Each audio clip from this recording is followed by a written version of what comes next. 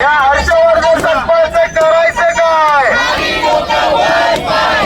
या हर्षवर्धन सकपाळचं करायचं काय?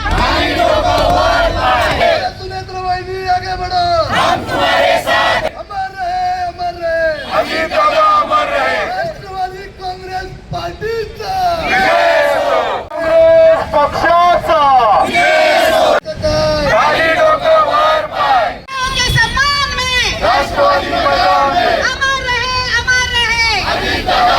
रहे. कालच काँग्रेस पक्षाचे प्रदेश अध्यक्ष हर्षवर्धन सकपाळ यांनी आमच्या नेत्या राज्याच्या उपमुख्यमंत्री विशेष करून पहिल्या उपमुख्यमंत्री त्यांना गुंगी गुडिया ज्या पद्धतीने त्यांनी उल्लेख केला त्याचा निषेध करण्यासाठी आम्ही या ठिकाणी सर्वजण जमा झालेलो आहेत. ती पुरुषप्रधान संस्कृती ही काँग्रेसने परत एकदा दाखवून दिलेली आहे. आपल्या राज्यात पहिल्या मुख्यमंत्री उपमुख्यमंत्री बनण्याचा मान मिळाल्यानंतर आपण त्यांचा सन्मान केला पाहिजे.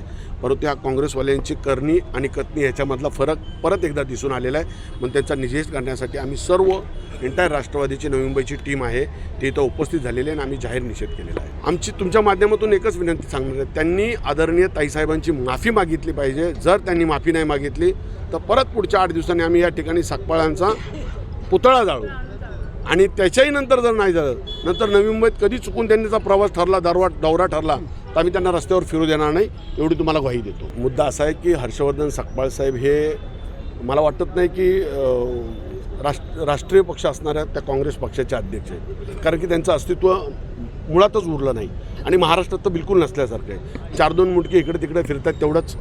पण आता आपण चर्चेत आलं पाहिजे. काँग्रेस पक्ष आहे आणि हर्षवर्धन सकपाळ अध्यक्ष आहे हे लोकांना कळण्यासाठी काहीतरी असं उलटसुलट स्टेटमेंट करायचं की त्याच्यामुळं रान पेटलं जाईल, चर्चा होईल आणि आपण परत चर्चेत येऊ. हा चर्चेत येण्याचा प्रश्न आहे, बाकी दुसरा काही प्रश्न नाही.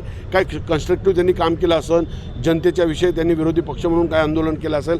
कारण की महायुतीचं सरकार हे अतिशय चांगल्या पद्धतीने आणि प्रत्येक मोर्चावर काम करतं आहे. त्याच्यामुळे त्यांच्याकडे जनतेच्या विरुद्ध बोलण्यासाठी किंवा सरकारच्या विरुद्ध बोलण्यासाठी असेच कोणतेच मुद्दे नाहीत. म्हणून ह्या उचापत्या करण्याचा उद्योग आहे, त्यांचा दुसरा काही नाही. सांगायची काय गरज आहे, अख्ख्या देशाला माहिती आहे. तुम्ही मला सांगा ना काँग्रेसचं काय राहिलेलं आहे आज महाराष्ट्रामध्ये. त्यांचं अस्तित्व काय तुम्ही सांगा. फार मोठं अस्तित्व असतं. आज इथून तुम्ही सुरुवात केलं मुंबईपासून ते तुम्ही नागपूरपर्यंत जा. चुकून अपवादात्मकमध्ये एखादी महानगरपालिका किंवा एखादी पंचायत समिती एखादी जिल्हा परिषद असेल तर मिळेल. राज्यात तर नाहीच बिलकुल सत्ता. पण आणि त्यांनी विचार करू नये पुढचे 25 वर्ष आदरणीय देवेंद्र फडणवीस साहेबांच्या नेतृत्वामध्ये, आदरणीय एकनाथ शिंदे साहेबांच्या नेतृत्वामध्ये आणि आमच्या आदरणीय ताईसाहेबांच्या नेतृत्वामध्ये महायुती सरकार अतिशय चांगल्या पद्धतीने विविध योजना राबवते, जनतेच्या विकासासाठी काम करते.